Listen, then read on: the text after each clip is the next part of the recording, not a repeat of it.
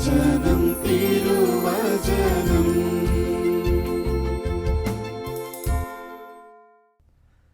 ഈശോ മിശിഹായ്ക്ക് സ്തുതിയായിരിക്കട്ടെ.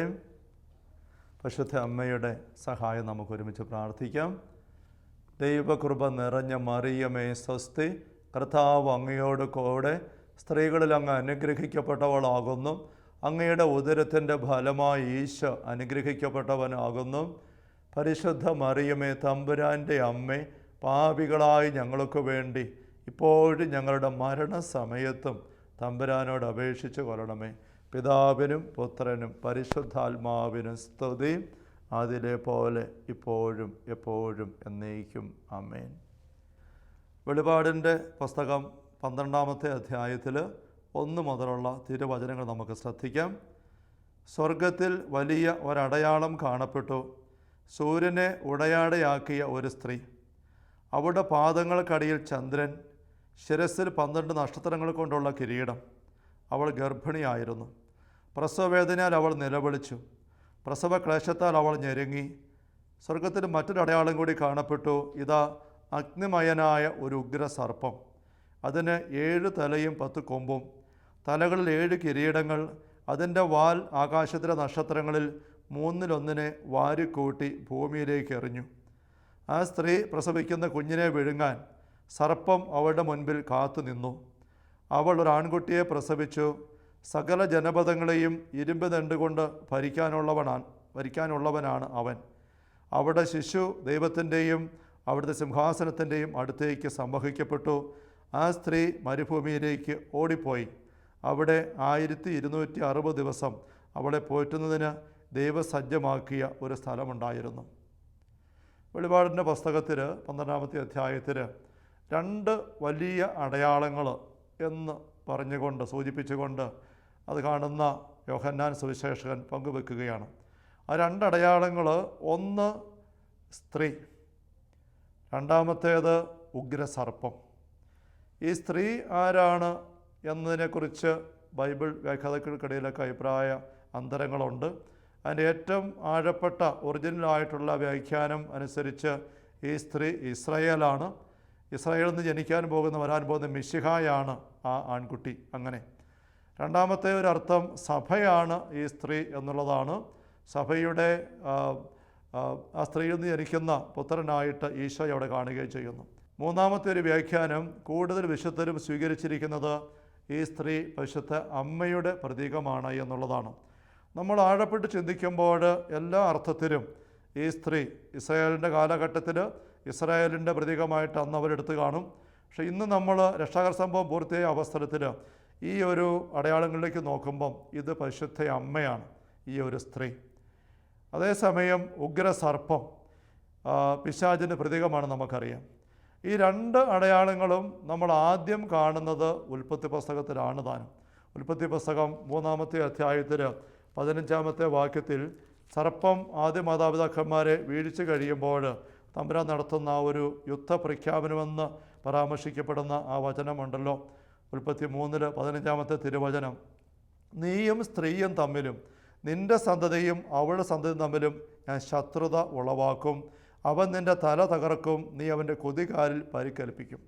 ഇവിടെ ദൈവം പറയുന്നതായ ഈ സ്ത്രീയെക്കുറിച്ച് തന്നെയാണ് വെളിപാട് 12 നമ്മൾ വായിക്കുന്നത് എന്നത് വ്യക്തം. അവിടെ സ്ത്രീയുടെ സന്തതി ഒരു ആൺകുട്ടിയെപ്പറ്റി പറഞ്ഞിരിക്കുന്നു. ഇവിടെ സ്ത്രീയുടെ സന്തതിയായ ആൺകുട്ടിയെക്കുറിച്ച് അവൻ നിൻ്റെ തല തകർക്കും എന്ന് പറഞ്ഞിരിക്കുകയാണ്. പരിശുദ്ധ അമ്മ പൈശാചികളുടെ മേൽ പ്രത്യേകമായ കൃപാവര നിറവും ശക്തിയും ഉള്ള വലിയ ദൈവിക സാന്നിധ്യമാണ്, സഹായമാണ് നമുക്ക്. പിശാചുക്കൾക്ക് പരിശുദ്ധ അമ്മയോട് വലിയ ഭയമാണ്, വലിയ വെറുപ്പാണ്. നമ്മളൊരിക്കൽ ഈ വേദിയിൽ പങ്കുവച്ചിട്ടുണ്ട്. എപ്രാസ്യാമ്മയുടെ ലിഖിതങ്ങളിൽ ഒരു അനുഭവം എപ്രാസ്യം പങ്കുവെക്കുന്നത്. എപ്രാസ്യാമ്മയുടെ ജീവിതത്തിൻ്റെ അനുഭവങ്ങളും ഏറ്റവും ആധികാരികമായിട്ട് വായിക്കുന്ന പുസ്തകമാണല്ലോ എപ്രാസ്യാമ്മയുടെ ലിഖിതങ്ങൾ. എപ്രാസ്യാമ്മ സ്വന്തം കൈപ്പടയിൽ ആത്മപിതാവിന് എഴുതി കൊടുത്ത കത്തുകളുടെ 79 കത്തുകളുടെ സമാഹാരം. അതിൽ 29-ാമത്തെ കത്തിൽ എപ്രാസ്യാമ്മ ഇങ്ങനെ എഴുതിയിരിക്കുകയാണ്: പിതാവേ, ഈ കഴിഞ്ഞ ദിവസങ്ങളിൽ രാത്രിയും പകലും കുറേ അട്ടഹാസവും തിരക്കും ഇടിയും ദൂഷണവും ഉണ്ടായിരുന്നു. കുറേ വ്യസനവും എനിക്ക് തോന്നി. ഇത് പിശാചുക്കളുടെ പീഡയെക്കുറിച്ചാണ് എബ്രാസ്യമി പറയുന്നത്. പിശാചുക്കൾ രാത്രി വന്നിട്ട് എബ്രാസ്യമയുടെ മുറിയിൽ ഇങ്ങനെ ഭയപ്പെടുത്തുന്നു, ശല്യപ്പെടുത്തി, അട്ടഹാസവും തിരക്കും ഇടിയും ദൂഷണവും എല്ലാമായിട്ട്. അപ്പോൾ കുറേ വിഷമം എബ്രാസ്യം അനുഭവിച്ചു. വാതിലിന്മേൽ ശക്തിയുള്ള ഇടിയെ നിർത്തുന്നതിന് പരിശുദ്ധ അമ്മ തന്നെ സഹായിക്കട്ടെ എന്ന് ഉറച്ചുകൊണ്ട് എൻ്റെ അമ്മയുടെ രൂപം വാതിലിന്മേൽ പതിപ്പിച്ചു വെച്ചു, ഒട്ടിച്ചു വെച്ചു. പിന്നെ വാതിലിന്മേൽ തൊട്ടിട്ടില്ല പിശാചുക്കൾ. അതോടെ അധികം മരിച്ചം കൊണ്ട് അലർച്ചയോടെ ഞങ്ങളുടെ ശത്രുവായ മറിയത്തെ ഈ വാതിലിന്മേൽ ആണിയായി തറച്ചിരിക്കുന്നു. ആ ദുഷ്ടത്തി ഞങ്ങൾക്ക് വാതിലിന്മേൽ തൊടുവാൻ കൂടെയും പാടില്ലാതെ ആക്കിയല്ലോ. പിന്നെ പല ദൂഷണങ്ങളും പറഞ്ഞുകൊണ്ട് കോറിഡോറിലും ജനാലയ്ക്കലും വളരെ നേരം കഴിച്ചു പോയിരിക്കുന്നു എന്ന് പറഞ്ഞൊരു അനുഭവം എബ്രാസ്യം പങ്കുവച്ചിരിക്കുകയാണ്.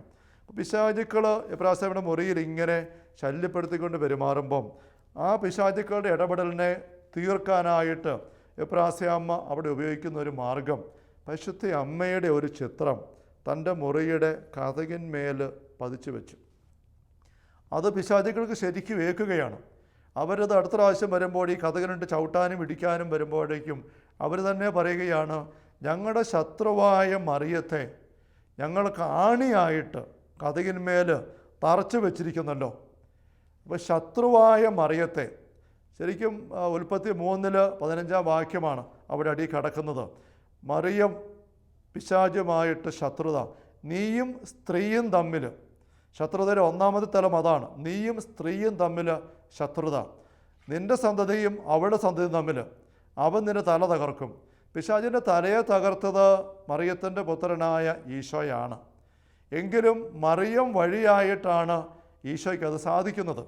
മറിയം ദൈവത്തിൻ്റെ സ്വരത്തിന് കാതോർത്ത് ദൈവത്തോട് സഹകരിച്ചപ്പം പിശാചിൻ്റെ സ്വരത്തിന് ചെവി കൊടുത്ത് പിശാചിനോട് സഹകരിച്ച് തകർച്ചയുണ്ടാക്കിയ ഹൗവായ്ക്കുള്ള മറുമരുന്നായിട്ട് മറിയം മാറുകയാണ്. അതുകൊണ്ട് 2 സ്ത്രീകളെ നമ്മൾ അങ്ങനെ കാണുകയാണ്. ഹൗവ സർപ്പത്തിൻ്റെ സ്വരത്തിന് ചെവി കൊടുത്തു, അതനുസരിച്ച് പെരുമാറി സർപ്പത്തിൻ്റെ അടിമയായിട്ട് മനുഷ്യർക്ക് മുഴുവൻ തീരുന്ന അവസ്ഥ വന്നു.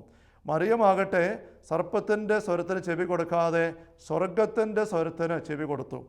പരിശുദ്ധ അമ്മയുടെ പക്കൽ പിശാച് വന്ന് സംസാരിക്കാൻ പരിശ്രമിച്ചു എന്ന് സൂചിപ്പിക്കുന്ന ചില സംഭവ പരാമർശനങ്ങൾ നമ്മൾ വിശുദ്ധ ഗ്രന്ഥത്തിൽ പുറത്തുള്ള ചില പുസ്തകങ്ങൾ കാണാനായിട്ട് സാധിക്കും. ദൈവമനുഷ്യൻ്റെ സ്നേഹികത എന്നുള്ള പുസ്തക പരമ്പരയിൽ മരിയ വാളതോർത്ത് എന്ന ഇറ്റാലിയൻ സഹോദരിക്ക് ഈശോ കാണിച്ചു കൊടുക്കുന്നതിൻ്റെ ജീവിതത്തിൻ്റെ നിരവധി രംഗങ്ങളെപ്പറ്റി വായിച്ചു വരുമ്പം അവിടെ പരിശുദ്ധ അമ്മ ഇടയ്ക്ക് പങ്കുവെക്കുന്നത് നമ്മൾ വായിക്കുന്നുണ്ട്. എൻ്റെ പക്കലും സാത്താൻ വന്ന് സംസാരിക്കാനായിട്ട് പരിശ്രമിച്ചു, ഒരിക്കലല്ല പല പ്രാവശ്യം. ഞാൻ അവന് ചെവി കൊടുത്തില്ല. പ്രത്യേകിച്ചും ദുഃഖവെള്ളിയാഴ്ച ഈശോ കുരിശിൽ മരിച്ച് ഈശോയുടെ ശരീരം കൊണ്ട് അടക്കി ആ രാത്രിയിൽ തനിച്ചായിപ്പോയ അമ്മ ഈശോയുടെ മരണത്തിൻ്റെ ഭീകരമായ രംഗങ്ങൾ ഉള്ളിൽ വെച്ചുകൊണ്ട് പ്രാർത്ഥിച്ച് ഒരു ഒറ്റപ്പോൾ കണ്ണുപോലും അടയ്ക്കാൻ പറ്റാതെ നിരന്തര പ്രാർത്ഥനയിൽ ഇങ്ങനെ മുറിയിരിക്കുമ്പോൾ പിശാച് അമ്മയുടെ പക്കലെത്തിയിട്ട് അമ്മയെ ആക്രമിക്കുന്ന രംഗം അവിടെ അമ്മ പങ്കുവെക്കുന്നുണ്ട്. അപ്പോസ്തലന്മാർ അവിടെ മുറിയിൽ യോഹന്നാനും മറ്റും ഉള്ളതായിട്ട് വാൾത്തോർത്ത കണ്ടിട്ട് രേഖപ്പെടുത്തുന്നുണ്ട്. ഇതൊരു പക്ഷേ വേദപുസ്തകത്തിലെ സംഭവം പോലെ ആധികാരികമായി നമുക്ക് എടുക്കാവുന്ന സംഭവം അല്ലെങ്കിൽ പോലും നമ്മൾ കണ്ടുവരുന്ന ഈ കാര്യങ്ങൾ മൊത്തം വെച്ച് ചിന്തിക്കുമ്പോൾ ഈ ഒരു സംഭവ വിവരണവും അസ്ഥാനത്തല്ല. പരിശുദ്ധ അമ്മ പിശാചിൻ്റെ ആക്രമണം ഏറ്റുകൊണ്ട് കുതറുന്ന ഒരു രംഗം അത് കണ്ടിട്ട് യോഹന്നാൻ അപ്പോസ്തലൻ അവിടെ നിന്നുകൊണ്ട് ചോദിക്കുന്നുണ്ട്, അമ്മേ ആരാണിത്? അമ്മ ആർക്കെതിരെയാണ് ഇങ്ങനെ പൊരുതുന്നത്? അപ്പോൾ അമ്മ പറയുന്നുണ്ട്, സാത്താൻ അവനെൻ്റെ ചങ്കിൽ കടിക്കുകയാണ്. അവൻ എന്നോട് പറയുകയാണ്, അവൻ ഈശോ ഉയർത്തെഴുന്നേൽക്കുകയില്ല, മരിച്ച ആരും ഇതുവരെ എണീറ്റ് വന്നിട്ടില്ല, ശവക്കുഴിയിൽ നിന്ന് ആരും തിരിച്ചു വന്നിട്ടില്ല. അവൻ അങ്ങനെ പറഞ്ഞിട്ടുണ്ടെങ്കിൽ അത് അവൻ്റെ വികല്പം കൊണ്ട് പറഞ്ഞതാണ്. ഇങ്ങനെ പറഞ്ഞുകൊണ്ട് നീ എന്തിനാ വെറുതെ അവനോട് കാത്തിരിക്കുന്നത്? ഈ കാത്തിരിപ്പ് വെറുതെയാണ്, അവൻ തീർന്നു, നീ എണീറ്റ് വേറെ വല്ല പണിക്ക് പൊക്കൂ എന്ന് പറഞ്ഞുകൊണ്ട് സാത്താൻ എന്നോട് നിരന്തരം ഇങ്ങനെ സംസാരിക്കുകയാണ്. അതിനെതിരെ ഞാൻ എന്നെ ആട്ടി ഓടിക്കാൻ നോക്കുകയാണ്. അത് ആ ഒരു പോരാട്ടത്തിൻ്റെ രംഗമാണ് ഈ അപ്പോസ്തലന്മാർ കണ്ട് ചോദിക്കുന്നതായിട്ട് ഇങ്ങനെ മരിയ വാളതോർത്ത അപ്പോസ്തലൻ പങ്കുവച്ചിരിക്കുന്നത്. മറിയം പറയുന്നുണ്ട്, എൻ്റെ പക്കലും സാത്താൻ സംസാരിക്കാൻ പരിശ്രമിച്ച് പല പ്രാവശ്യം. വിശുദ്ധ പിതാക്കന്മാർ ഈ ചിന്തകൾ അവരുടെ പല കൃതികളിലും പങ്കുവെക്കുന്നതാണ്. ഹൗവ സർപ്പത്തിൻ്റെ സ്വരത്തിന് ചെവി കൊടുത്തു, മറിയമാകട്ടെ സ്വർഗത്തിൻ്റെ സ്വരത്തിന് ചെവി കൊടുത്തു. അതുവഴി അവളുടെ സന്തതി വഴിയായിട്ട് പിശാചിൻ്റെ തല തകരാൻ ഇടവന്നു. പരിശുദ്ധ അമ്മയുടെ പല തിരുസ്വരൂപങ്ങളും നമ്മൾ ചിത്രീകരിക്കുമ്പോൾ അമ്മയുടെ കാൽ കീഴിൽ സർപ്പത്തിൻ്റെ തല നമ്മൾ ചിത്രീകരിക്കുന്നുണ്ട്. മറിയം അല്ല സർപ്പത്തിൻ്റെ തലയെ തകർത്തത്, ഈശോയാണ്. അത് ഈശോയുടെ ബലി വഴിയായിട്ടാണ്. പക്ഷെ അതിന് കരുത്തോടുകൂടെ സ്വർഗത്തോട് സഹകരിച്ചത് പരിശുദ്ധ അമ്മയാണ്. റോമാരൂപതയുടെ എക്സോസിസ്റ്റായിരുന്ന ഗബ്രിയേലി അമർത്തച്ഛൻ, അച്ഛൻ്റെ പങ്കുവെക്കലുകൾ നമുക്കറിയാം, പല പുസ്തകത്തിലും അച്ഛൻ പങ്കുവെക്കുന്നുണ്ട്. അച്ഛൻ തന്നെ പുസ്തകത്തിൽ തിന്മയുടെ പീഡകൾ അനുഭവിക്കുന്ന വ്യക്തികൾക്കുള്ള സഹായങ്ങളെപ്പറ്റി പരാമർശിക്കുമ്പം ഏറ്റവും ആദ്യമായിട്ട് അച്ഛൻ പറയുന്നത് പരിശുദ്ധ അമ്മയുടെ സഹായമാണ്. പരിശുദ്ധ അമ്മയുടെ സാന്നിധ്യം, സഹായം, ജപമാല ചൊല്ലി നമ്മൾ പ്രാർത്ഥിക്കുമ്പോൾ പിശാച് അവിടുന്ന് ഭയന്ന് ഓടി മറയുന്നതായിട്ട് കാണാനായിട്ട് സാധിക്കും എന്ന് അച്ഛൻ എഴുതിയിരിക്കുന്നത് കാണാം. നായിക്കമ്പറമ്പിലച്ഛനുമായിട്ടൊരിക്കൽ സംസാരിക്കുമ്പോൾ അച്ഛൻ പറഞ്ഞൊരു കാര്യം എൻ്റെ മനസ്സിൽ പതിഞ്ഞ് ഞാൻ പലപ്പോഴും അത് അനുവർത്തിക്കാറുണ്ട്. അച്ഛൻ പറഞ്ഞു, ഇംഗ്ലീഷിൽ ചൊല്ലുണ്ടല്ലോ, an apple a day keeps the doctor away. അതുപോലെ 3 hail Mary keeps the devil away. ഒരാപ്പിൾ പതിവായിട്ട് കഴിച്ചാൽ ആരോഗ്യമുള്ളവനായിരിക്കും ഡോക്ടറെ അകറ്റി നിർത്താൻ, ഡോക്ടറെ വീട്ടുകാരന് ഡോക്ടറെ പക്കൽ പോകേണ്ട ആവശ്യം വരികയില്ല. അങ്ങനെ ചൊല്ലുണ്ട് ഇംഗ്ലീഷിൽ. അതിൻ്റെ ആ ശൈലിയിൽ അച്ഛൻ പറയുകയാണ്, 3 നന്മ നിറഞ്ഞ മറിയം അടുത്ത് ഒരുമിച്ച് ചൊല്ലിയാൽ സാത്താൻ ദൂരെ മാറും. ആ വ്യക്തിയുടെ പക്കലേക്ക് സാത്താൻ അടുത്ത് വരികയില്ല. അങ്ങനെ വലിയ സംരക്ഷണ അനുഭവം നായിക്കമ്പറമ്പച്ചൻ പങ്കുവെക്കുന്ന ഓർക്കുകയാണ്. ഞാൻ കുറേ വർഷങ്ങൾക്ക് മുമ്പ് ഒരു പള്ളിയിലായിരിക്കുമ്പോൾ എൻ്റെ പക്കൽ പൈസയ്ക്ക് പീഡയുള്ള ഒരു വ്യക്തിയെ കൊണ്ട്, ഒരു 10-30 വയസ്സുള്ള ഒരു മനുഷ്യൻ, ആ വ്യക്തിയുടെ കുടുംബാംഗങ്ങൾ പ്രാർത്ഥിക്കാനായിട്ട് എത്തിയിരുന്നു.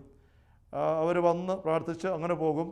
ഒരിക്കലും അവർ എന്നെ വിളിച്ചു, അച്ഛാ വല്ലാണ്ട് അസ്വസ്ഥതയിലാണ് ഈ വ്യക്തി, ഒന്ന് പ്രാർത്ഥിക്കാൻ കൊണ്ടുവരട്ടെ, ഇവിടെ ഉണ്ടോ? ഞാൻ പറഞ്ഞു ഇവിടെയുണ്ട്. ഞാൻ പാലായിൽ പുത്തമ്പള്ളിയിലായിരിക്കുമ്പോഴാണ് ഈ സംഭവം. ആ പുത്തമ്പള്ളിയുടെ പള്ളിമുറി, പഴയ പള്ളിമുറി 2ാം നിലയിലാണ് വികാരിച്ചൻ്റെ മുറി. അത് ഇങ്ങനെ പലക തട്ടിട്ട മുറിയാണ്. താഴത്തെ നിലയിൽ ഒന്ന് വെല്ലിച്ചനുണ്ട്, വീട്ടിൽ അച്ഛൻ താമസിക്കുന്നുണ്ട്. അപ്പോൾ ഈ അപ്പൻ ഈ മോനെയും കൊണ്ട് 10-30 വയസ്സുള്ള മനുഷ്യനെ കൊണ്ടാണ് വന്നു. 2 പേര് കൂടെയുണ്ട്. സാമാന്യ ശാന്തമായിട്ട് വന്ന് കയറി, സ്റ്റെപ്പ് കയറി 2ാമത്തെ നിലയിലേക്ക് എൻ്റെ മുറിയുടെ വാതിക്കലേക്ക് വന്നു. വിശാലമായ മുറിയാണ്, പലക തട്ടിട്ടത്. ഞാൻ എൻ്റെ സീറ്റിൽ നിന്ന് എണീറ്റ് പോയി അവരുടെ പക്കലേക്ക് ചെല്ലാനായിട്ട് അങ്ങ് ചെന്ന് ഇവരകത്തോട്ട് കയറി വരികയാണ്.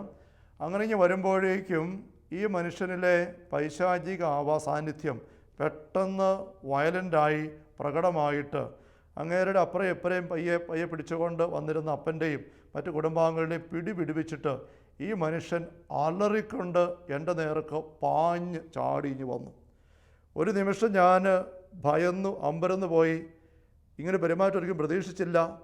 എന്ത് ചെയ്യണമെന്ന് എനിക്ക് അറിഞ്ഞുകൂടാ. ആ മനുഷ്യൻ എൻ്റെ ദേഹത്തേക്ക് വീണാൽ ഞാൻ മറിഞ്ഞു വീഴും, ഉറപ്പാണ്.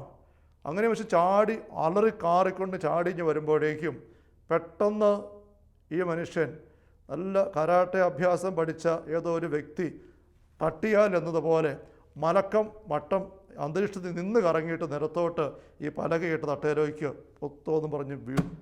താഴത്തെ മുറി ഉണ്ടായിരുന്ന വെല്ലിച്ച് ചാടി എണീറ്റു. പള്ളിമേറ്റ് തന്നെ നിന്നൊരു പേരും കൂടി കാറിച്ച് ഓടി പാഞ്ഞു വന്നു. എന്താ സംഭവിച്ചെന്ന് എനിക്ക് തിരിഞ്ഞില്ല.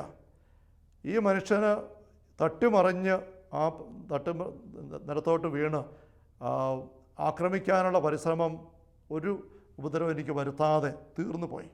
പിന്നീട് അതേക്കുറിച്ച് എനിക്ക് സന്ദേശം കിട്ടി. പരിശുദ്ധ അമ്മ അച്ഛനെ സംരക്ഷിച്ചതാണ്, പരിശുദ്ധ അമ്മ അവിടെ ഇടപെട്ടതാണ്. എനിക്ക് ഉറപ്പാണ് ആ മനുഷ്യനെ ഞാൻ തട്ടി മാറ്റിയിട്ടില്ല. ആ മനുഷ്യനെ പിടിച്ചു മാറ്റാനുള്ള ശക്തി എനിക്കില്ല. കൂടെ വന്നവരുടെ പിടുത്തം വിട്ടുപോയ നിമിഷമാണ്. ആ മനുഷ്യൻ വന്ന് വീണിരുന്നെങ്കിൽ എനിക്ക് മാരകമായ അപകടം ഉണ്ടാകും. പക്ഷേ ആ നിമിഷം പരിശുദ്ധ അമ്മ അവിടെ ശക്തമായിട്ട് ഇടപെടുകയാണ്. പരിശുദ്ധ അമ്മയുടെ സാന്നിധ്യവും സഹായവും സ്നേഹമുള്ളവരെ നമ്മൾ അറിഞ്ഞ് എടുക്കണം. അത് നമുക്ക് ജപമാല വഴിയായിട്ടാണ് എടുക്കാനായിട്ടുള്ള ഒന്നാമത്തെ അവസരമുള്ളത്. പരിശുദ്ധ അമ്മ സ്വർഗം അമ്മയെ നോക്കിക്കൊണ്ട് പറഞ്ഞതായ മനോഹരമായ അഭിവാദന വചസ്സുകൾ, ദൈവകൃപ നിറഞ്ഞ മറിയമേ എന്ന് പറഞ്ഞുകൊണ്ട് മറിയത്തെ സ്വർഗം അഭിവാദനം ചെയ്യുന്നു. സ്വർഗത്തിൻ്റെ അഭിവാദനമാണ് നമുക്കറിയാം. മാലാഖ പറഞ്ഞതാണത്. സ്വർഗത്തിൻ്റെ ഉള്ളു മുഴുവൻ ഒപ്പിയെടുത്തിട്ടാണ് ഗബ്രിയേൽ മാലാഖ ആ അഭിവാദനം മറിയത്തിന് കൊടുക്കുന്നത്. അതിന് കാരണം പറയുന്നത് എന്താ നമുക്കറിയാം. കർത്താവ് നിന്നോട് കൂടെ, കർത്താവ് നിന്നോട് കൂടെ, നിൻ്റെ കൂടെ ദൈവമുണ്ട്. ഇതാണ് നമ്മുടെ ഏറ്റവും വലിയ പവർ. ഹൗവ പാപം ചെയ്ത് കഴിഞ്ഞപ്പോൾ, ആദ്യ മാതാക്കൾ പാപത്തിൽപ്പെട്ട് കഴിഞ്ഞപ്പം അവർക്ക് ഇല്ലെന്നായി പോയത് ഈ അനുഭവമാണ്. ദൈവം കൂടെയുള്ള അവസ്ഥ അവർക്ക് നഷ്ടപ്പെട്ടു പോയി. അവർ പരദീസിക്ക് പുറത്തായിപ്പോയി. തമ്പുരാൻ നടക്കാൻ ഇറങ്ങി വരുമ്പം അവർ പോയി ഒളിക്കുകയാണ്. അവർക്ക് ദൈവത്തിൻ്റെ സാന്നിധ്യമില്ല, ദൈവത്തിൻ്റെ സഹായമില്ല, ദൈവത്തിൻ്റെ സംരക്ഷണമില്ല, ശക്തിയുടെ സാന്നിധ്യം കിട്ടുന്നില്ല. അങ്ങനെ നഷ്ടപ്പെട്ടു പോയ അവസ്ഥ പിന്നീട് ഉള്ളു നിറയെ എടുത്തുകൊണ്ട് കൃപയോട് സഹകരിച്ച് നിൽക്കുന്ന വ്യക്തിയായിട്ട് മറിയത്തെ സ്വർഗം അടിവരയിട്ട് കാണിക്കുകയാണ്. അപ്പോൾ സ്വർഗം മറിയത്തിൽ ഏറ്റവും മനോഹരമായിട്ട് ശ്രദ്ധിക്കുന്ന കാര്യം, അടിവരയിട്ട് തെളിച്ച് കാണിക്കുന്ന കാര്യം, ദൈവം കൂടെയുള്ള വ്യക്തിയാണ് നീ. യോഹന്നാൻ തൻ്റെ ലേഖനത്തിൽ എഴുതുന്നുണ്ടല്ലോ, നിങ്ങളുടെ ഉള്ളിലുള്ളവൻ പുറമേയുള്ളവനേക്കാൾ വലിയവനാണ്. നമ്മുടെ ഉള്ളിൽ ദൈവ സാന്നിധ്യം അത് അമ്മയുടെ കൂടെയുണ്ട്. അപ്പം അതുകൊണ്ടാണ് അമ്മയ്ക്ക് സ്വർഗം അഭിവാദനം പറയുന്നത്. അതിന് ബാക്കിയായിട്ട് നന്മ നിറഞ്ഞ പറയുമ്പോൾ രണ്ടാം ഭാഗം നമ്മൾ ചൊല്ലുമ്പോൾ അത് ഭൂമിയുടെ അഭിവാദനമാണ്. ഇന്ന് വിശുദ്ധ ജോൺ പോൾ രണ്ടാമൻ പാപ്പ ജപമാല വർഷം പ്രഖ്യാപിച്ചുകൊണ്ട് പുറപ്പെടുവിച്ചതായ ആ തൻ്റെ പ്രബോധന പങ്കുവെക്കലിൽ എടുത്തു പറയുന്നുണ്ട്. അപ്പോൾ സ്വർഗവും ഭൂമിയും അമ്മയെ നോക്കി നടത്തുന്ന ഈ അഭിവാദനം അത് ദൈവത്തിൻ്റെ രക്ഷാകര പദ്ധതിയുടെ വിജയത്തിൻ്റെ മണിമുഴക്കമാണ്. അതുകൊണ്ട് നമ്മൾ നന്മ നിറഞ്ഞ മറിയമേ എന്ന പ്രാർത്ഥന ആവർത്തിച്ച് ചൊല്ലി അമ്മയിലൂടെ വെളിപ്പെട്ട ദൈവസഹായത്തെ വാഴ്ത്തുമ്പോൾ അമ്മയിലൂടെ നമുക്ക് ലഭിച്ച ദൈവസഹായത്തിലേക്ക് നമ്മുടെ ഉള്ളങ്ങൾ നമ്മൾ തുറന്നു കൊടുക്കുകയാണ് ചെയ്യുന്നത്. ഒരു മുഴുവൻ കൊന്ത ദിവസവും ചൊല്ലാത്ത ഒരു ദിവസം പോലും സ്നേഹമുള്ളവരെ നമ്മുടെ ജീവിതത്തിൽ ഉണ്ടാവരുത്. ഒരു കൊന്ത ചൊല്ലിയാൽ പോരാ. വൈകുന്നേരം നമ്മൾ വീടുകളിൽ കുരിശ് വരയ്ക്കുമ്പോൾ ഒരു കൊന്ത നമ്മൾ ചൊല്ലുന്നുണ്ട്, അതങ്ങനെ തന്നെ ആയിരിക്കട്ടെ. അതിന് പുറമേയുള്ള സമയത്ത് ഏതെങ്കിലും അവസരത്തിലായിട്ട് ഒരു മുഴുവൻ കൊന്ത 20 രഹസ്യങ്ങൾ, സന്തോഷത്തിൻ്റെയും പ്രകാശത്തിൻ്റെയും ദുഃഖത്തിൻ്റെയും മഹിമയുടെയും അങ്ങനെ ജപമാല ചൊല്ലി അമ്മയുടെ സാന്നിധ്യം മുറുകെ പിടിക്കുന്ന ഒരു വ്യക്തിയുടെ പക്കൽ പിശാച് എളുപ്പത്തിലൊന്നും ഇടപെടാനായിട്ട് ഇടവരികയില്ല. നന്മ നിറഞ്ഞ മറിയമേ എന്നുള്ള പ്രാർത്ഥന നമ്മൾ ചൊല്ലുമ്പോൾ നമുക്കറിയാം, അവിടെ നമ്മൾ രണ്ടാമത്തെ ഭാഗത്ത് നമ്മൾ ചൊല്ലുന്ന മരുതർ ആവശ്യപ്പെടുന്ന ഒരു കാര്യം, ഇപ്പോഴും ഞങ്ങളുടെ മരണസമയത്തും തമ്പുരാനോട് അപേക്ഷിച്ച് കൊള്ളണമേ എന്നാണ്. ഇപ്പോഴും ഞങ്ങളുടെ മരണസമയത്തും. ഈ മരണസമയത്തിൻ്റെ പ്രത്യേകത എന്താണ്? പൈശാചിക ശക്തികൾ ഏറ്റവും അധികമായി എങ്ങനെയും ഒരു വ്യക്തിയെ, ഒരാത്മാവിനെ സ്വന്തമാക്കാനായിട്ട് പരമാവധി പരിശ്രമിക്കുന്ന അവസരമാണ് മരണത്തിൻ്റെ അവസരം എന്ന് വിശുദ്ധ ഫൗസ്റ്റീനയുടെ ഒരു ദർശന വിവരണം നമുക്ക് വ്യക്തമാക്കി തരുന്നുണ്ട്. ഫൗസ്റ്റീനയുടെ ഡയറിയിൽ 1565 ഖണ്ഡികയിൽ നമ്മളിങ്ങനെ വായിക്കുകയാണ്: ഒരു നിമിഷ നേരത്തേക്ക് ഞാൻ ചാപ്പലിൽ പ്രവേശിച്ചപ്പോൾ കർത്താവ് എന്നോട് പറഞ്ഞു, എൻ്റെ മകളെ, മരിച്ചുകൊണ്ടിരിക്കുന്ന ഒരു പാപിയെ രക്ഷിക്കാൻ എന്നെ സഹായിക്കുക. ഞാൻ നിന്നെ പഠിപ്പിച്ച കരുണയുടെ ജപമാല അവന് വേണ്ടി ചൊല്ലുക. ഞാൻ ആ ജപമാല ചൊല്ലാൻ ആരംഭിച്ചപ്പോൾ വളരെയധികം പീഡനങ്ങളുമായി മല്ലടിച്ച് മരിച്ചുകൊണ്ടിരിക്കുന്ന ഒരു മനുഷ്യനെ ഞാൻ കണ്ടു. ദർശനത്തിൽ ഫൗസ്റ്റീന കാണുകയാണ്. ഈശോ ഫൗസ്റ്റീനയോട് ഒരു മരണാസന്ന വ്യക്തിയോട് പ്രാർത്ഥിക്കാൻ ആവശ്യപ്പെടുന്നു. ഫൗസ്റ്റീന കരുണക്കൊന്ത ചൊല്ലിക്കൊണ്ട് പ്രാർത്ഥിക്കുകയാണ്. അങ്ങനെ പ്രാർത്ഥിക്കുമ്പോഴേക്കും ഒരു ദർശനം ഈശോ കാണിച്ചു കൊടുക്കുകയാണ്. ദൂരെ എവിടെയോ ഒരു സ്ഥലത്ത് മരണവുമായിട്ട് മല്ലടിക്കുന്ന ഒരു മനുഷ്യൻ. അവൻ്റെ കാവൽമാലാഖ അയാളെ സംരക്ഷിക്കാൻ ശ്രമിക്കുന്നുണ്ടെങ്കിലും കണക്കില്ലാത്ത വിധത്തിലുള്ള ആത്മീയ ദുരിതങ്ങളുടെ നടുവിൽ അയാൾ നിസ്സഹായനായി കാണപ്പെട്ടു. അനേകായിരം പിശാചുക്കൾ അവനു വേണ്ടി കാത്തിരിക്കുന്നു. എന്നാൽ കരുണക്കൊന്ത ചൊല്ലിക്കൊണ്ടിരുന്നപ്പോൾ കരുണയുടെ ചിത്രത്തിൽ കാണുന്ന പോലെ ഞാൻ ഈശോയെ കണ്ടു. ഈശോയുടെ ഹൃദയത്തിൽ നിന്ന് പുറപ്പെടുന്ന രശ്മികൾ രോഗിയായ ആ മനുഷ്യനെ പൊതിയുകയും ഉടനെ അന്ധകാര ശക്തികൾ ഭയപ്പെട്ട് ഓടിപ്പോവുകയും ചെയ്തു.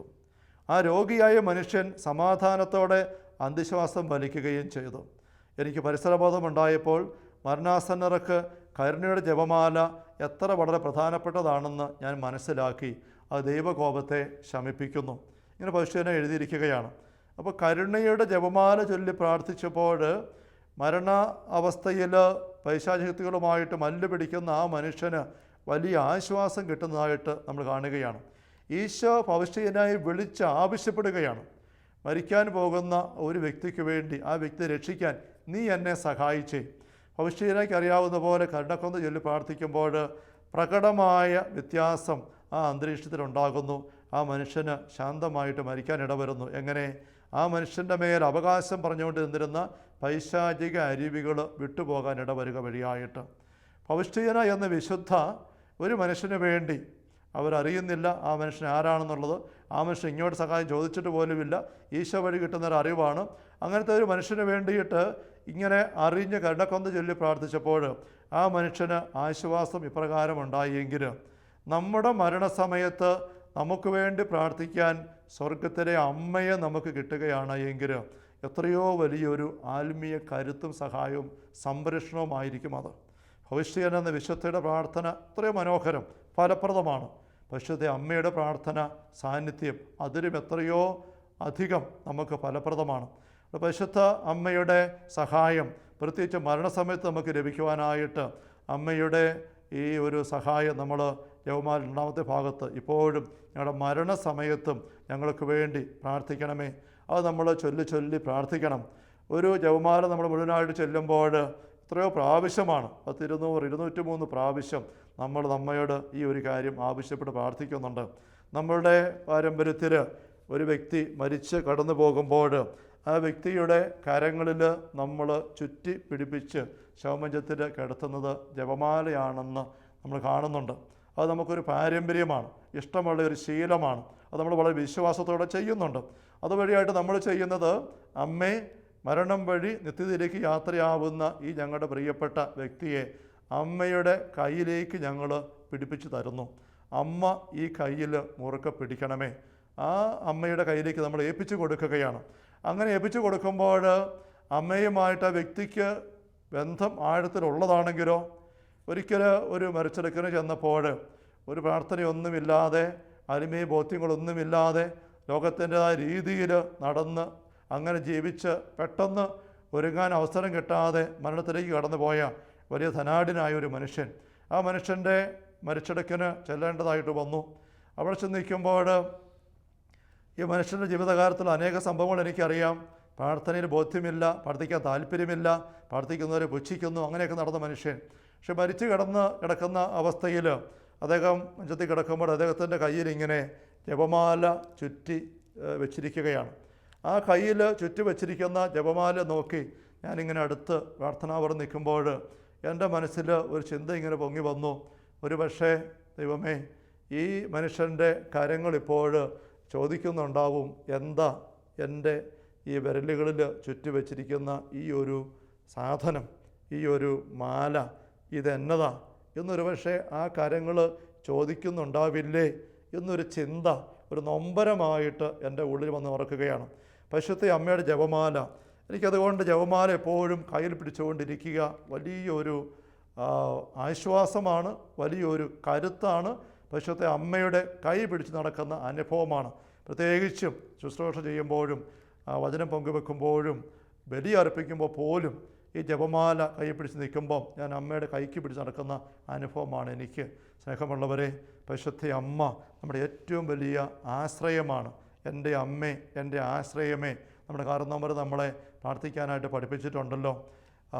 വിശുദ്ധ ഗ്രന്ഥം നമുക്ക് അടിവരായിട്ട് കാണിച്ചു തരുന്നു. ഉൽപ്പത്തിയുടെ പുസ്തകത്തിലും വെളിപാടിൻ്റെ പുസ്തകത്തിലും നരകത്തിൻ്റെ അല്ലെങ്കിൽ സർപ്പത്തിൻ്റെ, സാത്താൻ്റെ ഏറ്റവും വലിയ ശത്രു മറിയമാണ്, സ്ത്രീയാണ്. ആ മറിയത്തിൻ്റെ തണൽ നമ്മളെടുക്കുമ്പോൾ പിശാചിന് നമ്മുടെ പക്കലേക്ക് വരാനായിട്ടുള്ള പഴുതുകൾ നമ്മൾ അടച്ച് സംരക്ഷണം എടുക്കുകയാണ്. എബ്രാസ്യാമ്മയുടെ മുറിയുടെ വാതിൽക്കൽ പതിച്ച ആ ചിത്രം പോലും പിശാചിനെ സഹികെടുത്തുകയാണ്, ഭയന്ന് പിന്മാറാൻ ഇടവരുത്തുകയാണ്. വെളിപാട് 12:17 വാക്യം നമുക്കറിയാവുന്നതാണ്. അപ്പോൾ സർപ്പം സ്ത്രീയുടെ നേരെ കോപിച്ചു, ദൈവകൽപ്പനകളെ കാക്കുന്നവരും ഈശോയ്ക്ക് സാക്ഷ്യം വഹിക്കുന്നവരുമായി അവളുടെ സന്താനങ്ങളിൽ ശേഷിച്ചിരുന്നവരോട് യുദ്ധം ചെയ്യാൻ അത് പുറപ്പെട്ടു. നമ്മൾ മറിയത്തിൻ്റെ മക്കളായതുകൊണ്ട് സർപ്പം നമ്മോട് കോപിച്ച് നമുക്കെതിരെ പടപൊരുതാനായിട്ട് ഇറങ്ങുന്നുണ്ട്. അതുകൊണ്ട് നമ്മളെ ചേർത്ത് പിടിക്കാൻ ഏറ്റവും താല്പര്യവും അവകാശവും അധികാരവും കരുത്തുമുള്ളത് പരിശുദ്ധ അമ്മയ്ക്ക് തന്നെയാണ്. പരിശുദ്ധ അമ്മയുടെ സാന്നിധ്യം, സംരക്ഷണവും ജപമാല വഴി പ്രത്യേകമായിട്ട് നിരന്തരം എടുത്ത് അനുഭവിച്ച് ജീവിക്കുവാനുള്ള കൃപ നമുക്ക് പ്രാർത്ഥിക്കാം. ആഗ്രഹത്തോടെ തിരുസഭയുടെ ഉള്ളങ്ങൾ അമ്മയ്ക്ക് വേണ്ടി നമുക്ക് തുറക്കാം. നമുക്കൊരു നിമിഷം തിരുസന്നിധിയിൽ പ്രാർത്ഥനാപൂർവമായിരിക്കാം. സ്നേഹപിതാവായ ദൈവമേ, ദൈവരാജ്യത്തിൻ്റെ പ്രത്യേക രഹസ്യങ്ങൾ പ്രത്യേകമായും പരിശുദ്ധ അമ്മ വഴി അങ്ങ് ഞങ്ങൾക്ക് വേണ്ടി നേടിത്തന്ന രക്ഷയുടെ രഹസ്യങ്ങൾ പങ്കുവെച്ച് നൽകുവാനായിട്ട് അങ്ങ് കനിവായതിനെ ഓർത്ത് ഞങ്ങൾ അങ്ങേക്ക് നന്ദി പറയുന്നു. സ്ത്രീയുടെ കാൽച്ചുവട്ടിൽ തകരുന്ന സർപ്പത്തെ തിരുസ്വരൂപങ്ങൾ ചിത്രീകരിക്കത്തക്ക രീതിയിൽ പരിശുദ്ധ അമ്മ വഴി പിശാചിൻ്റെ ഭരണവും കുതന്ത്രങ്ങളും തകർക്കപ്പെടുവാനായിട്ട് അങ്ങ് തിരുമനസ്സായല്ലോ. പരിശുദ്ധ അമ്മയുടെ ശക്തമായ സംരക്ഷണം ലഭിക്കുവാനായി ജപമാല ചൊല്ലി അമ്മയോട് ചേർന്നിരിക്കുവാനുള്ള കൃപ ഞങ്ങൾക്ക് നൽകണമേ. ജപമാല ചൊല്ലി പ്രാർത്ഥിക്കുവാനായിട്ട് മടുപ്പോ ബോധ്യക്കുറവുകളോ തടസ്സങ്ങളോ അനുഭവപ്പെടുന്ന ഞങ്ങൾ ഓരോരുത്തരും ആരെങ്കിലും ഉണ്ടെങ്കിൽ അവരെ പ്രത്യേകമായിട്ട് ഈ നിമിഷം അങ്ങ് സ്പർശിക്കണമേ. ജപമാലയിലൂടെ സ്വർഗത്തിന് സംരക്ഷണം സ്വന്തമാക്കുന്ന അമ്മയുടെ മക്കളായിട്ട് ഞങ്ങൾ തീരട്ടെ. കർത്താവായ ദൈവമേ, പരിശുദ്ധ കത്തോലിക്കാ സഭയിൽ എളിയ ദാസനെ കനിഞ്ഞു നൽകിയ ശുശ്രൂഷ പൗരോഗത്തിൻ്റെ അഭിഷേകം അധികാരം അനുസരിച്ച് പാലാരൂപത്തിൻ്റെ വാഗമൺ മണ്ഡലമ ധ്യാനകേന്ദ്രത്തിൻ്റെ നിയമനാധികാരം അനുസരിച്ചും ഈ നിമിഷങ്ങളിൽ പരിശുദ്ധ അമ്മയെക്കുറിച്ച് അമ്മ വഴി അങ്ങൊരുക്കുന്ന വലിയ രക്ഷയും സംരക്ഷണത്തെക്കുറിച്ച് ഉള്ളു തുറന്ന് ശ്രദ്ധിച്ച് വിശ്വാസപൂർവ്വം അത് സ്വീകരിച്ച് അമ്മയോടുള്ള വലിയ ഭക്തിയിലും സ്നേഹത്തിലും ആഴപ്പെടാൻ ആഗ്രഹിച്ചുകൊണ്ടായിരിക്കുന്ന ഈ മക്കളുടെ മേൽ കരമുയർത്തി ദാസൻ പ്രാർത്ഥിക്കുന്നു. സകല നാരിക ശക്തികൾ എന്നുള്ള ശക്തമായ സംരക്ഷണം പരിശുദ്ധ അമ്മ വഴി പ്രാപിക്കുന്നവരായി നിരന്തരം നീങ്ങുവാൻ മരണനിമിഷം വരെ അനുഭവിച്ചുകൊണ്ട് സ്വർഗ്ഗത്തിൽ കടന്നു വരാനുള്ള കൃപ ഈ മക്കൾക്ക് ഓരോരുത്തർക്കും പരിശുദ്ധമ്മയുടെ പ്രത്യേകമായ ഇടപെടൽ വഴി ലഭിക്കട്ടെ. കർത്താവ് ഈശോ മിശിഹായുടെ സമൃദ്ധമായ കൃപയും അനുഗ്രഹങ്ങളും പിതാവായ ദൈവത്തിൻ്റെ അവർണ്ണനീയമായ സ്നേഹവും പരിശുദ്ധാത്മാവായ ദൈവത്തിൻ്റെ നിരന്തരമായ സഹവാസവും സ്നേഹമുള്ളവരെ നാം ഓരോരുത്തരോടും കൂടെ ഉണ്ടായിരിക്കട്ടെ, ഇപ്പോഴും എപ്പോഴും എന്നേക്കും. ആമേൻ.